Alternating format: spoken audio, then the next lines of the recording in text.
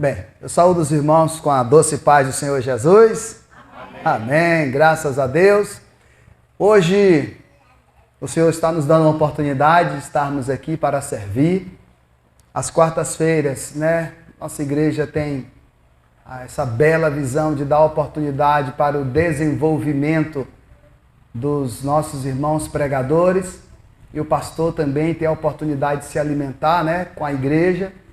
Mas hoje nosso irmão Alex, que seria o responsável pela mensagem desta noite, ele teve que dar um socorro ali à sua irmã e o seu cunhado, que estão ali num processo ali de gravidez, e nos pediu para estar sendo mensageiro desta noite em seu lugar. Portanto, eu quero agradecer ao Senhor, obrigado minha filha, por esta oportunidade de estarmos juntos e convidar os irmãos a abrirem a palavra do Senhor para meditar em um tema importante. Eu estava perguntando ao Senhor, o que eu vou pregar? Que palavra eu levarei para a tua igreja nesta noite? E aí, como eu só preguei na abertura da campanha de missões, então, vou dar continuidade ao trabalho de missões. Domingo a gente vai estar fazendo o encerramento, deste ano, da campanha deste ano, mas pensei então em trazer uma palavra acerca de missões. Só que completamente ao contrário do que nós estamos acostumados. Nós estamos sempre acostumados a verem os missionários, entregando a sua vida, abandonando tudo para ir pregar a palavra de Deus, para ganhar as pessoas para Cristo, para que as pessoas sejam salvas. Mas a mensagem dessa noite vai ser totalmente o contrário. Esta noite eu quero meditar com os irmãos na vida e no processo de um missionário que não queria a salvação daqueles que ele iria pregar. Já viu, Cris? O missionário sempre vai pregar para que as pessoas sejam salvas.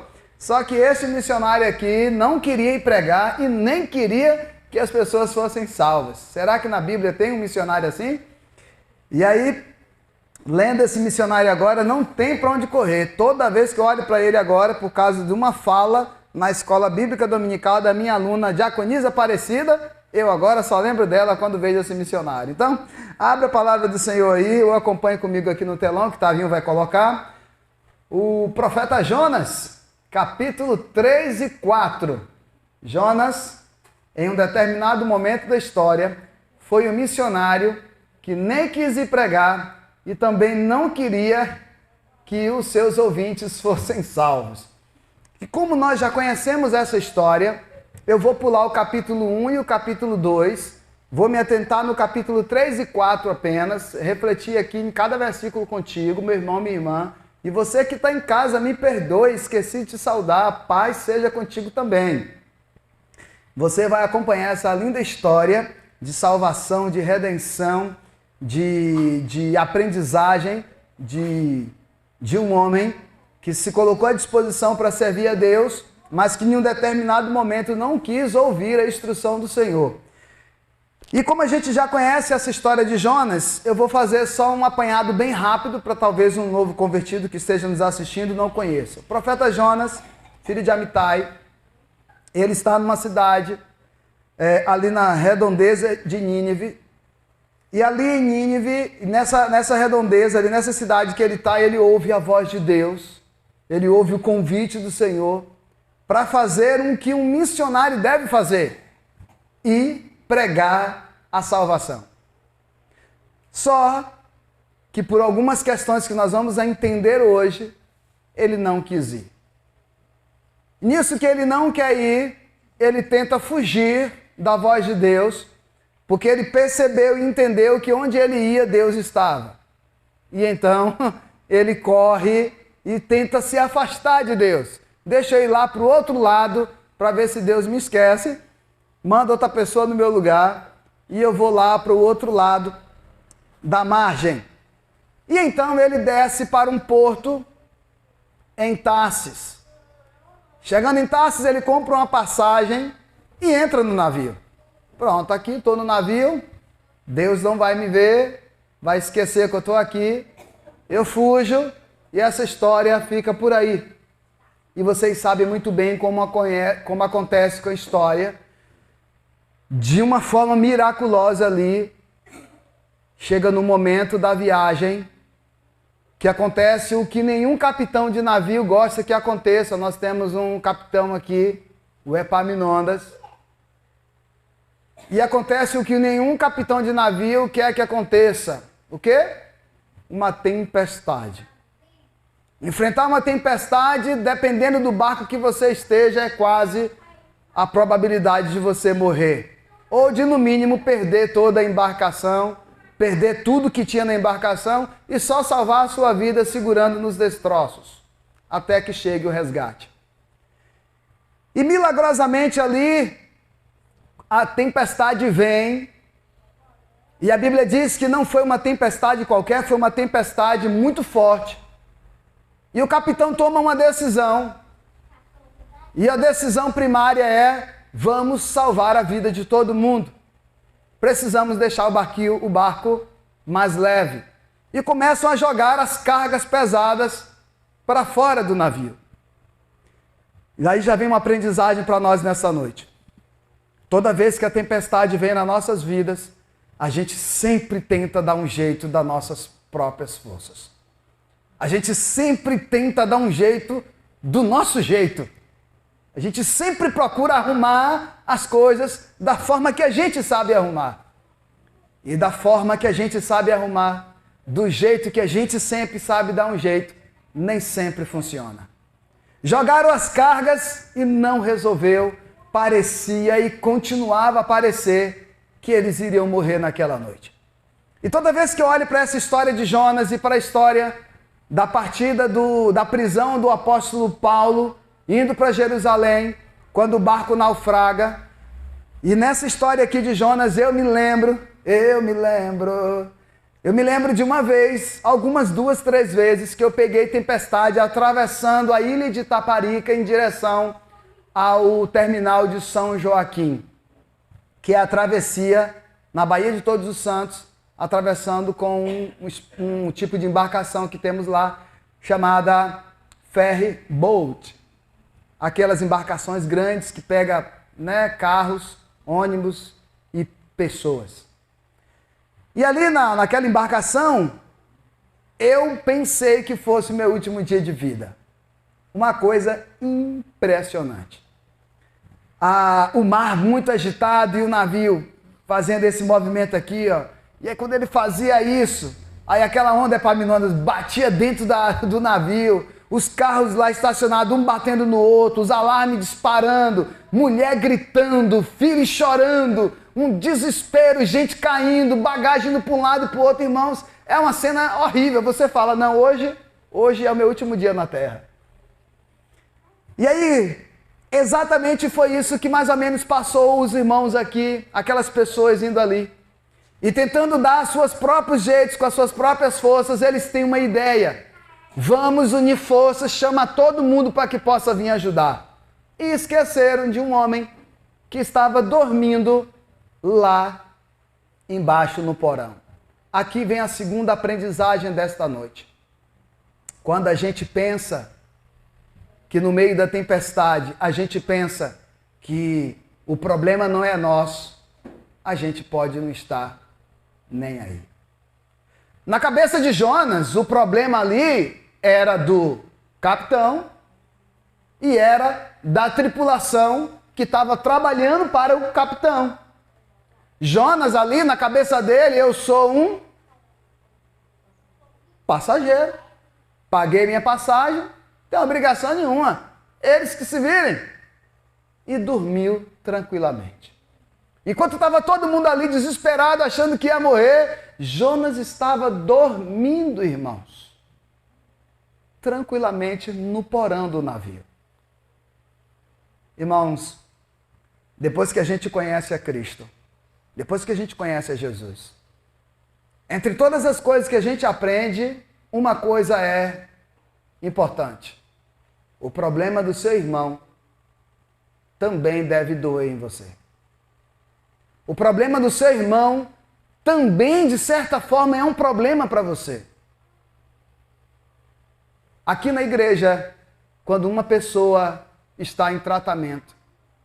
Toda igreja deve se sentir em tratamento. Há 20 e poucos anos atrás, a irmã Avani estava aqui nesse púlpito. Não nesse exatamente aqui, era um outro. Dirigindo escola bíblica, superintendente da escola dominical, com o sino na mão, Cris, chamando as... Começa a interceder, não é, Cris? Com o sino na mão, chamando as classes para vir. Eu tenho as lembranças muito nítidas da irmã Avani, chegando com o carro, dirigindo, ela tinha um paliozinho, um weekend. Ela vinha da casa dela para aqui, daqui para casa, dirigindo, dava carona a pessoas que iam daqui para lá, com toda a vitalidade, trabalhando, criando seus netos, ajudando, com a vida de vento em polpa. 20 e poucos anos depois, esta mesma mulher, que tanto contribuiu com a vida dessa igreja, neste exato momento, às 20h31, do dia 24 de setembro de 2025, está deitada no leito de um hospital, com as pernas atrofiadas, com as mãos atrofiadas, orando no seu íntimo, conversando com Deus. Tantos 20 anos para cá, a irmã Avani estava aqui num culto de oração, sentada por ali atrás, onde aquelas irmãs sentam. Na escola bíblica não faltava uma. E isso também deve nos trazer aprendizagens, também deve nos fazer refletir. Eu, por exemplo, que não tenho filhos gerados, uma das coisas que a gente tem, uma das seguranças que a gente procura ter, né? É que quando tem um filho, espera-se que quando a gente esteja nessa fase da vida, nós temos alguém para nos amparar, né? Não, meu filho vai cuidar de mim. Não é isso? E eu que não tenho filho gerado, se for esperar por isso, estou frito. Né? E eu sempre converso com minha sobrinha. Sobrinha, cuida do seu tio. Lembra que você tem o seu tio. E eu sempre brinco com ela e digo, olha, eu não quero ser aquele senhorzinho de idade, bem velhinho, que você vai me botar lá no último quarto lá da sala, da casa, só vai lá falar comigo quando chegar, bem satinho do trabalho, me dar um beijo e depois entrar no celular, na televisão e me largar lá não, hein? Não faça isso com seu tio. Chega do trabalho, vai lá, me abraça, beija, toma o seu banho, volta lá, conversa comigo, conta do seu dia, pergunta como foi o meu. Não me abandone isolado no último canto da casa. Eu ensino isso para ela e para o meu sobrinho. Mas, por que eu estou dizendo isso para vocês? Porque quando a gente conhece a Jesus, a gente nunca mais deve se sentir só.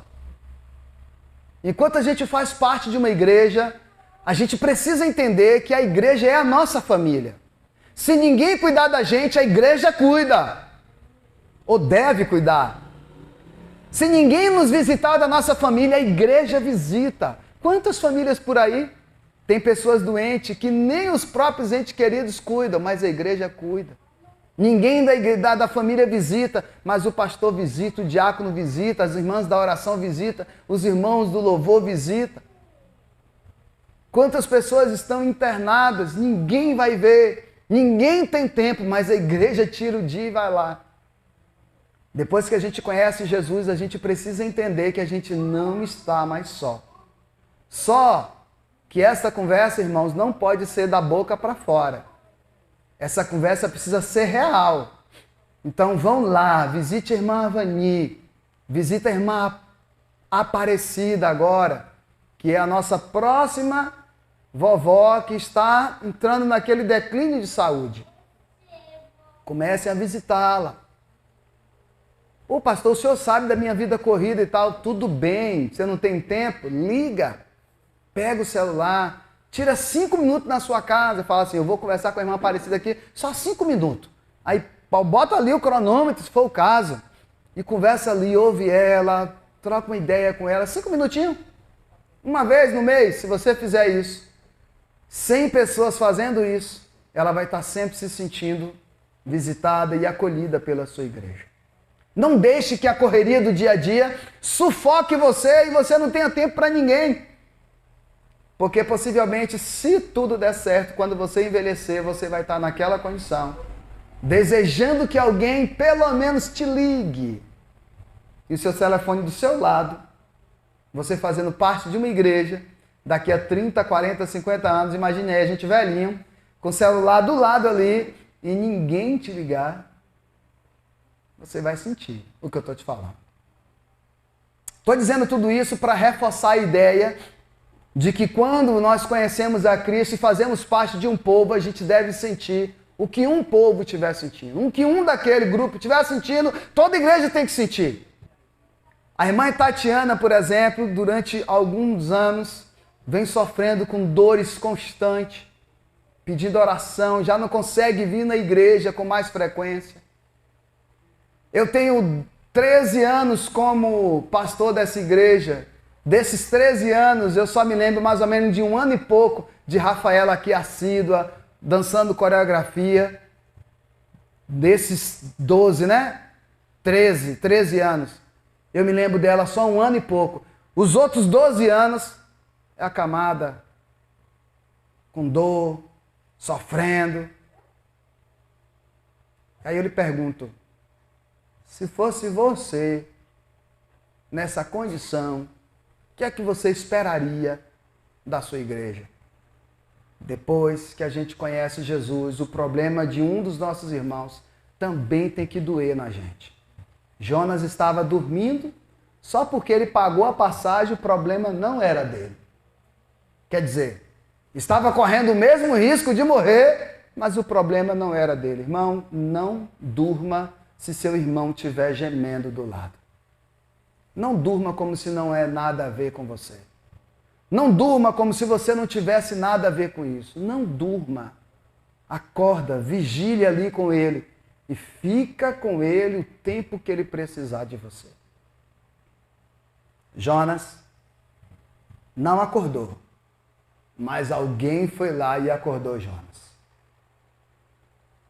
Se você dormir nos momentos da vida, a própria vida pode ir lá e te acordar, te colocando numa situação parecida para você ver o que é dormir quando o outro está com dificuldade. A vida faz isso. Alguém já viu aquele dito popular, Adriele, que a terra gira? O que é que esse dito popular está dizendo? Que você pode não estar fazendo nada agora, mas a terra vai girar e pode girar, voltar na sua vez e você estiver na mesma, se ver na mesma condição que você fechou os olhos para alguém. Jonas não acordou, mas alguém foi lá e acordou Jonas. Ei, acorda. O capitão está chamando todo mundo para ir lá para cima. Ele vai desesperado para lá. O que é que está acontecendo? Por que eu estou aqui? E ele diz, já conversamos, já perguntando para todo mundo aqui, quem é você? De onde você vem? Qual é o teu povo? A que Deus você serve? E ele responde todas essas perguntas. Meu nome é Jonas, sou filho de Amitai. Eu sirvo ao Deus Todo-Poderoso e reconheço que é por minha causa que nós estamos passando por isso. Pronto. Aqui, nós todos, quando estamos aqui, e você que está aí do outro lado da tela, tem que dar a mão à palmatória. Jonas teve a coragem e a umbridade de reconhecer que todo aquele barco, todas aquelas pessoas estavam correndo risco de vida por causa dele. Às vezes, a gente faz alguma coisinha dentro de casa mesmo, e só para evitar o conflito a gente mente, diz que não foi a gente. Odriele, você quer dizer para mim, com essa cara lavada que você tem, que você nunca quebrou alguma coisa e botou na culpa nos seus irmãos? Quem nunca fez isso na vida, né? Quem foi? É um tal de não foi eu. Mas Jonas não fez isso. Jonas não foi mais um dizer assim, não tenho nada a ver com isso. Não, Jonas disse, é por minha causa que nós estamos passando pelo que estamos passando. Essa é uma palmatória que devemos dar para Jonas. A segunda mão que devemos dar a palmatória para Jonas é a resolução do problema que ele mesmo propôs. Ele disse assim, que talvez nenhum de nós aqui teríamos coragem, você que está aí do outro lado também talvez não teria. Ele disse, me lancem no mar, que o problema vai cessar. Você teria coragem lembrando eu lá daquele aperto que eu passei lá naquela tempestade indo para Salvador, digo com todas as letras para vocês, eu não teria coragem de dizer, me jogue nesse mar aí, que o problema vai passar e vai resolver. Eu não teria coragem. Sabe por quê? Porque quando ele disse para jogar ele no mar, Adriele, ele não sabia ainda do que ia acontecer. Ele não jogou, ele não disse assim, ó, me jogue no mar que Deus vai me salvar. Me jogue no mar que Deus vai dar um jeito de me salvar. Não. Ele disse, me jogue no mar. Na cabeça dele me jogando no mar, eu morro, o problema de vocês está resolvido. E então, ele é lançado ao mar. Todo mundo ali, com o coração apertado, ainda tentaram salvar. Se você ler o capítulo 2 com calma, Adriela, em casa, você vai ver que o pessoal não resolveu jogar ele logo, não. Ainda tentou ficar salvando. Não, a gente vai fazer uma coisa dessa, você é doido, vamos jogar. O homem, o capitão, brigou para não jogar. Mas chegou um momento que viram que não tinha jeito e jogaram ele no mar. Foram jogar ele no mar. A tempestade milagrosamente parou. Parou. Do nada. Pá. Parou a tempestade.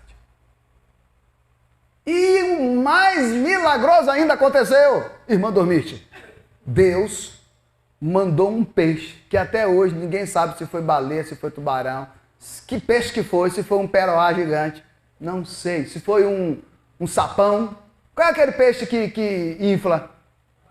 Baiacu. Vai que foi um baiacu gigante, né? Não sei. Eu sei que a Bíblia diz que Deus enviou esse peixe engoliu esse homem e o mais milagroso ainda aconteceu. O homem passou 3 dias, 13 noites, vivo na barriga do peixe. Imagine. E ali, irmãos, foi um milagre. Por quê? Porque 3 dias, quando você come alguma coisa, o seu estômago já vai fazer o processo de digestão. Já vai cair sobre a comida ali um ácido chamado ácido clorídrico. E sobre Jonas não aconteceu. Deus protegeu, envolveu Jonas para que esse processo não acontecesse.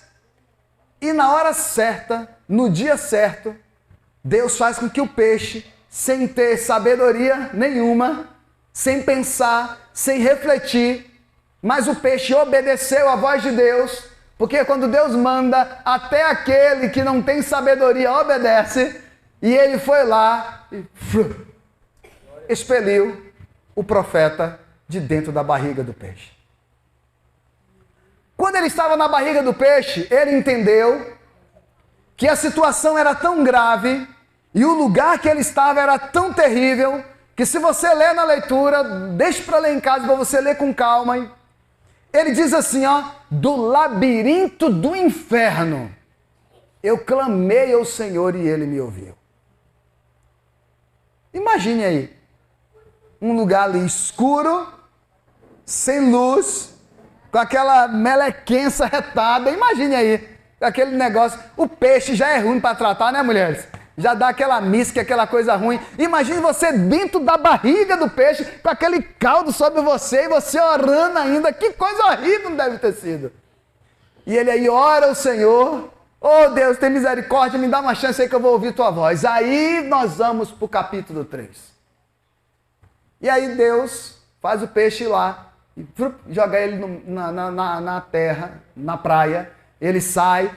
Imagino eu que a primeira coisa que ele fez, o texto não diz, mas imagino eu que quando ele saiu da barriga do peixe, quando ele foi expelido, ele começou a tomar aquele banho profundo ali, Marcelo, que você sabe muito bem, na beira da praia, né? Para tirar aquela gosma, aquele negócio do corpo dele, e então se secar e dizer, Senhor, me fala aí, é o que mesmo que o Senhor queria? E Deus dizer, capítulo 3. Olha aí o texto aí, ó. Agora a gente acompanha junto. A palavra do Senhor veio a Jonas pela... Por que pela segunda? Porque já tinha vindo a primeira. Bora conferir? Vai no capítulo 1 para você ver. Capítulo 1. A palavra do Senhor veio a Jonas, filho de Amitai. Qual foi a ordem? Vá depressa à grande cidade de Nínive e pregue contra ela porque a sua maldade subiu até a minha presença. O início do versículo 3 diz: mas Jonas fugiu da presença do Senhor. Está vendo? Então a primeira vez veio no capítulo 1, a palavra do Senhor. No capítulo 3 está dizendo: a palavra do Senhor veio a Jonas pela segunda vez. E a ordem foi de novo reforçando o que Deus disse na primeira. Ele disse: vá à grande cidade de Nínive e pregue contra ela a mensagem que eu lhe darei. Só, olha que coisa interessante.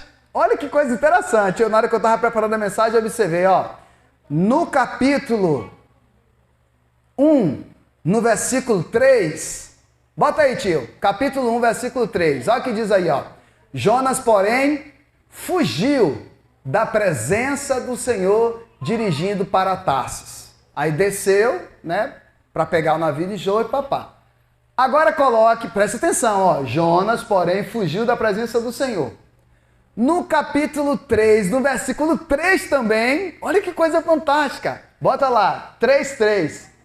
Jonas obedeceu a palavra do Senhor. No versículo 3 do capítulo 1, Jonas foge. No versículo 3 do capítulo 3, Jonas obedece. E aí, o que diz o texto? Preste atenção, por favor. Já vou pegar aqui para a gente partir para finalizar. Jonas obedeceu a palavra do Senhor e foi para Nínive. Nínive era uma cidade muito grande, sendo necessários quantos dias para percorrer a cidade toda?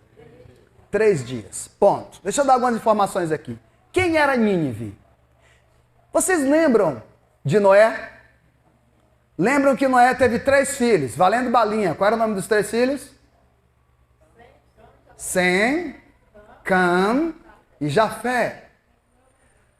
3 filhos. Desses 3 filhos, da descendência de Cã, lá na frente, nasce filho, morre gente, nasce gente, vai nascer um moço chamado Nimrod. A Bíblia diz que este moço foi um homem poderoso. Ele era forte, caçador, e se torna nessa nova modalidade de vida, agora depois de Noé, um dos primeiros reis da terra, uma das primeiras pessoas a ter várias cidades e a reinar. E Nimrod, um dia, ele vai para a Assíria. E lá na Assíria, ele funda a cidade de Nínive. Só para você saber como que surge a cidade. Então, Nínive é fundada por Nimrod, que é um dos descendentes de Cã, que é um dos 3 filhos de Jafé. Perdão, de Noé. Muito bem. Na época do irmão Jonas, Nínive tinha aproximadamente 100 quilômetros. Daí, a gente percebe por que ele precisou de 3 dias.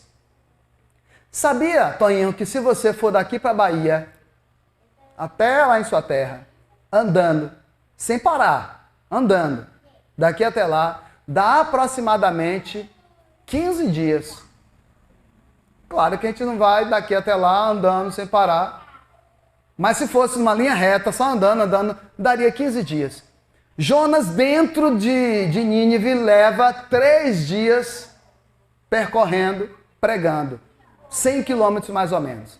Essa cidade de Nínive tinha aproximadamente, nesta época de Jonas, 600 mil habitantes.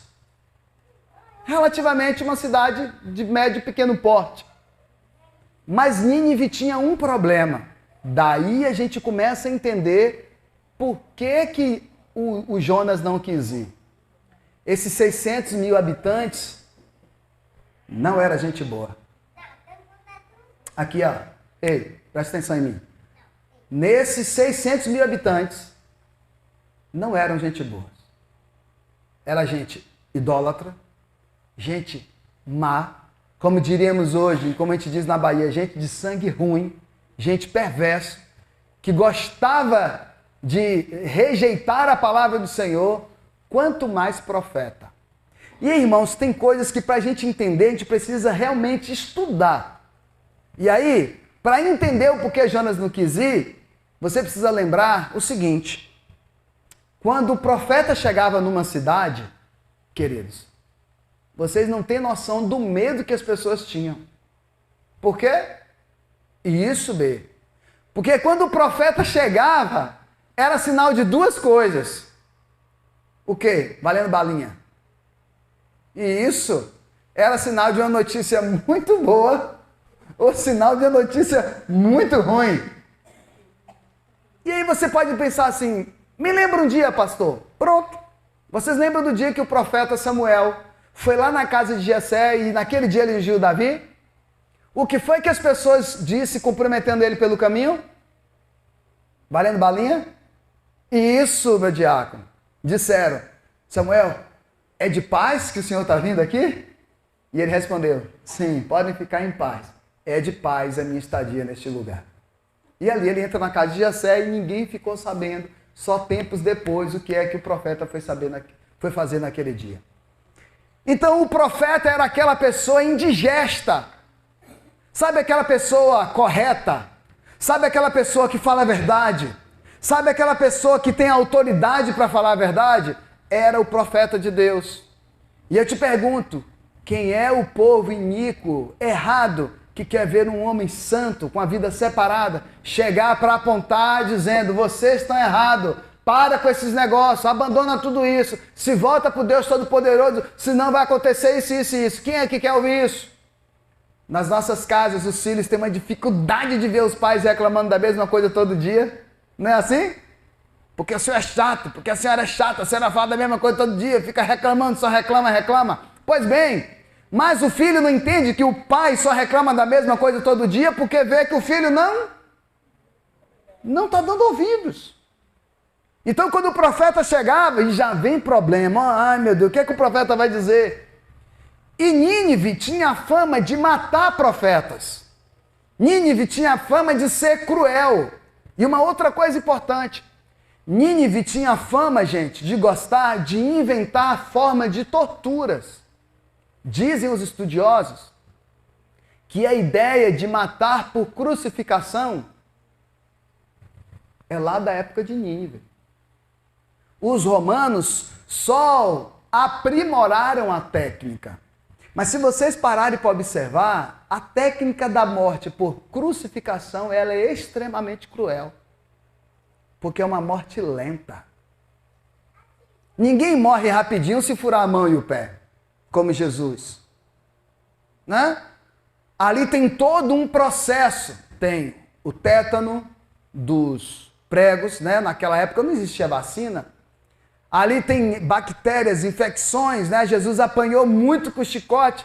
A morte por crucificação funcionava assim. Lá do momento que a pessoa era condenada à morte, daquele lugar, ela saía com o madeiro, que na época chamava madeiro, e se montava na hora, né? Aí a pessoa ia saindo com aquele madeiro do lugar da condenação até o lugar da execução, apanhando dos soldados e sendo chacoteado por toda a população que acompanhou ali. Depois que a pessoa já tinha apanhado com uma beleza, quando chegava lá, ainda pegava aqueles pregos grandão e a pregava numa mão, numa outra e nos pés e deixava a pessoa morrendo ali com aquele escoamento do sangue da pessoa. Então você está com o risco com a questão do tétano, está com as infecções, está com, né, as dores e está com o sangue vazando. O que é que acontece com o carro se o motor vaza o óleo? Vai bater o motor. É exatamente o que acontece com uma pessoa por morte de crucificação. O sangue escorrendo, escorrendo, vai dar-se o nome de... Como é o nome disso, minha doutora? Hemorragia sanguínea?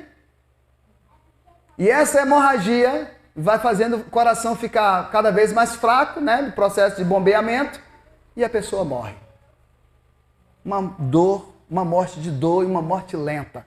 Era uma forma de você ver a pessoa morrendo lentamente, era uma forma cruel, e isso vem lá de Nínive. Então é por isso, irmãos, que na cabeça de Jonas, esse povo não merece ser salvo. E Jonas sabia que Deus era misericordioso e podia salvar aquele povo. Por isso que ele não quer ir. E aí, seguindo então, Jonas obedeceu a palavra do Senhor, foi para Nínive. Ela era uma cidade muito grande, sendo necessário 3 dias para percorrê-la. Versículo 4. Então, o que acontece lá? Jonas entrou na cidade, percorreu durante um dia, proclamando: daqui a 40 dias Nínive será destruída.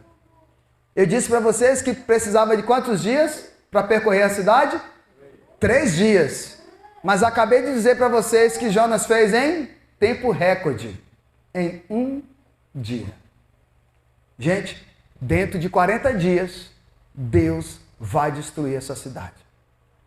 A pregação dele surtiu efeito. Daqui a 40 dias, Nínive será destruída. Só que eles surpreenderam Jonas. Por quê? Olha o que o texto diz. Os ninivitas creram em Deus. Os ninivitas fizeram o que Jonas achou que eles não teriam capacidade de fazer. Eles iam crer, eles iam acreditar, ia clamar as imagens de escultura, mas aos seus deuses não. Eles creram em Deus. E aí eles fizeram o que os crentes gostam de fazer. Os cristãos, quando estão no perrengue, né? Quando estão nas dificuldades, os cristãos bem do passado, porque os do presente, pouco faz isso. E a maioria dos cristãos acha que o jejum é só para irmãos pentecostal, e não é. O jejum é para a igreja, para qualquer pessoa que aceita o Senhor Jesus. Eles disseram assim, vamos proclamar um jejum. E eles proclamaram um jejum. E todos eles, a Bíblia deixa bem claro que do maior ao menor, isso quer dizer que é do mais velho ao mais novo, vestiram-se de pano de saco, que era um tipo de pano, um tipo de roupa feita de pano de saco, aqueles sacos que usa-se para colocar verdura, era uma roupa feita daquilo ali. E aquela roupa era para aquilo, para você poder se espojar no chão, se espojar na cinza e clamar a Deus, e estar numa situação ali de luto mesmo. Você não ficar se preocupando de, estou me sujando aqui minha roupa. Por isso se colocava essa roupa. Como hoje a gente vai trabalhar, a gente coloca a roupa de trabalho, né? Todo sábado eu estou lá na minha obra trabalhando e eu já tenho uma camisa e uma calça específica para a obra. Eu não uso essa daqui. Eu uso uma já bem surrada. E pego aquela calça, e pego aquela camisa, e pego o meu boné, pego aquele tênis lá, que é preparado para eu me sujar. Eu não vou ficar ali, tenho que pegar o cimento assim, porque eu não posso me sujar. A roupa de saco era para isso. E eles colocam essa roupa. E quando as notícias chegam ao rei de Nínive, pronto, vamos ver o que é que o rei vai dizer. Então ele se levantou do trono e fez o que ninguém esperava que o rei fizesse. Ele tirou as vestes reais e vestiu-se de pano de saco e sentou-se sobre a cinza, como eu acabei de dizer para vocês que se fazia. E então ele fez uma proclamação em Nínive, o que eu acho que deve ter deixado Jonas com o cabelo em pé. A proclamação foi o seguinte: ele baixa um decreto e diz assim, para ele, do rei, o decreto do rei e dos seus nobres: não é permitido a nenhum homem, nem animal de nenhum homem, bois, ovelhas, provar coisa alguma. Não comam, nem bebam. Cubram-se de pano de saco, homens e animais. E todos clamem a Deus com todas as suas forças. Deixem os maus caminhos e a violência. Talvez Deus se arrependa e abandone a sua ira e não sejamos destruídos. Irmãos, parece até que esse rei era um homem temente a Deus. Porque parece que é o profeta que está falando aqui, mas não é o profeta. Quem está falando aqui é o rei.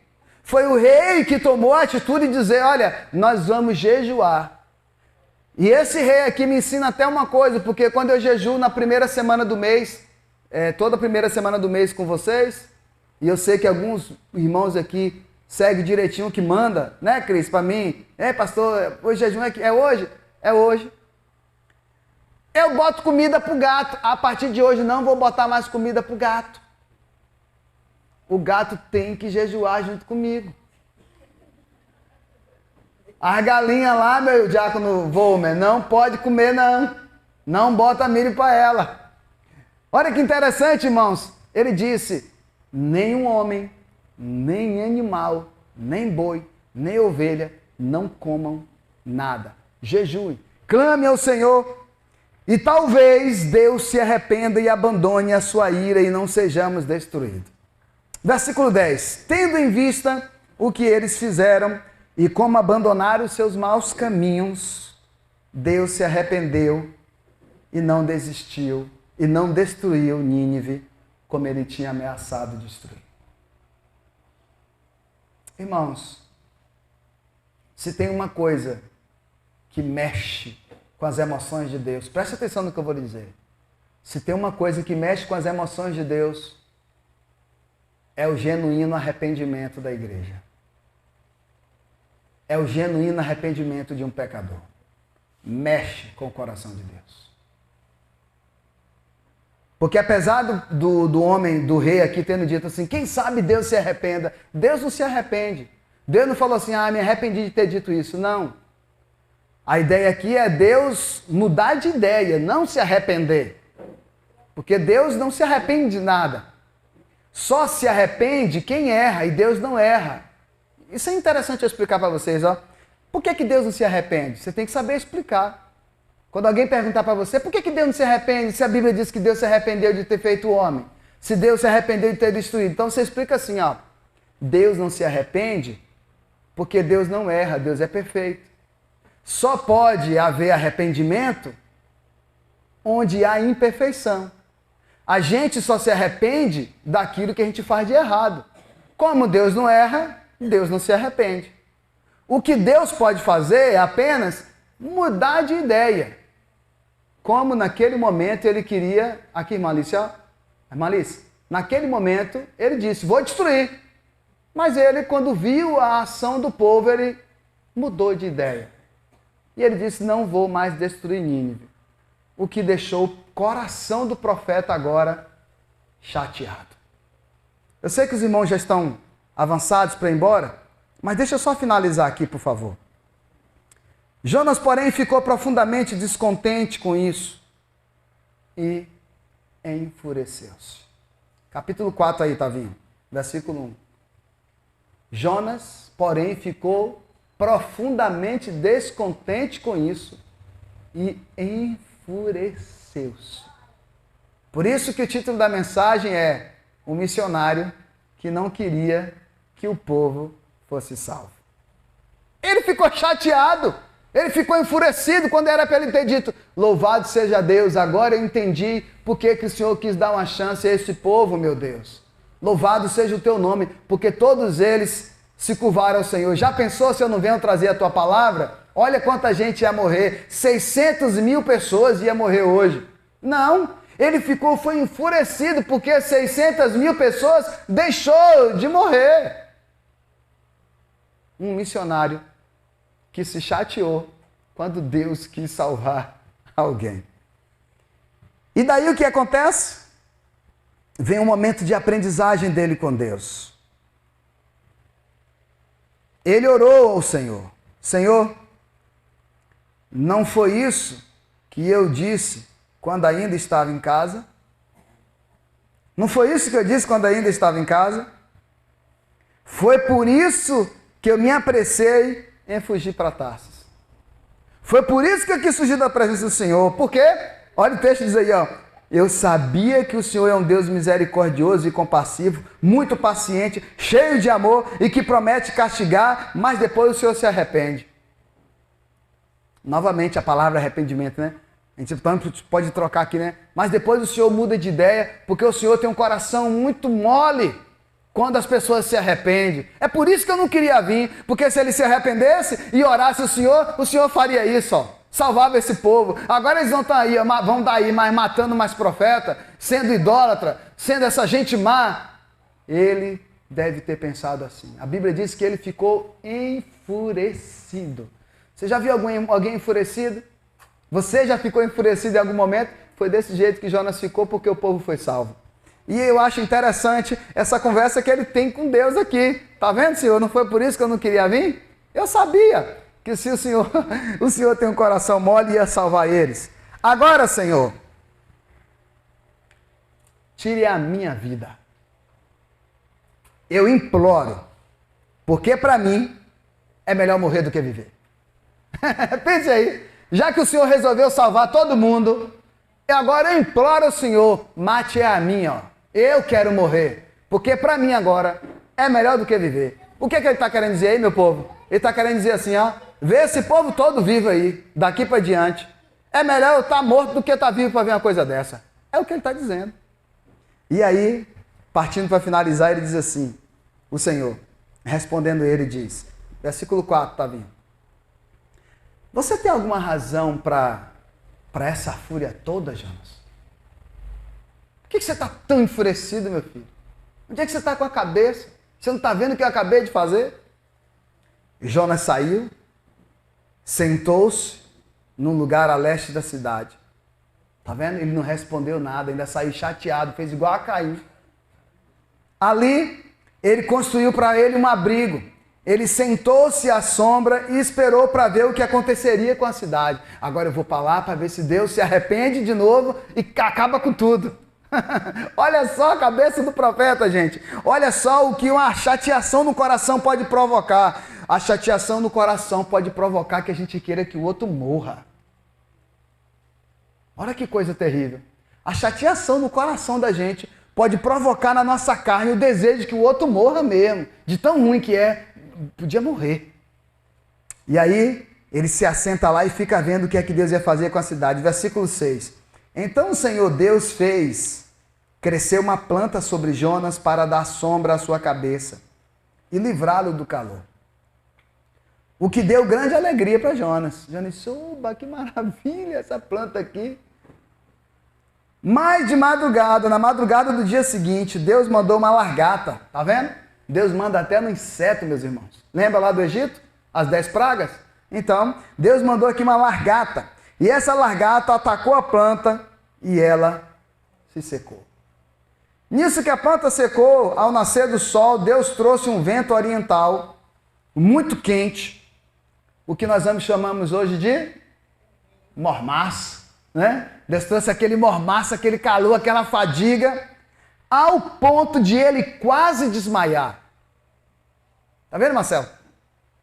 O mormaço foi tão grande, foi tão abafado, no que a gente fica assim dentro de casa, aquela agonia, né? Pegando toalha molhada e se jogando. Foi tão, ao ponto, irmãos, de ele quase desmaiar ali por causa da quentura. E ali, ele quase desmaiando, olha o que é que acontece. Com isso, ele desejou de novo morrer. E disse, para mim seria melhor morrer do que continuar vivo. Irmãos, cuidado para que no momento de desespero você não fale besteira. No momento de desespero, Adriele, o profeta pediu a Deus para matar ele pela segunda vez. Cuidado para que no momento de desespero, então, eu e você não fale besteira. Mas, versículo 9, Deus disse a Jonas, você tem alguma razão para estar tão furioso por causa dessa planta, Jonas? Jonas, eu já estou entendendo por que você está furioso, porque eu salvei o povo. Mas por causa dessa planta, você tem razão para estar furioso, Jonas? E aí Deus explicou. Respondeu ele, sim, eu tenho sim. E estou furioso a ponto de querer morrer, Senhor. Que menino mal criado. Mas o Senhor lhe disse, você tem pena dessa planta, embora não a tenha podado, nem a tenha feito crescer. Ela nasceu numa noite e numa noite morreu. Contudo, Nínive tem mais de 120.000 pessoas que não sabem nem distinguir a mão direita da esquerda, além de muitos rebanhos. Não deveria eu ter pena dessa grande cidade? Aqui Deus dá uma lição no profeta.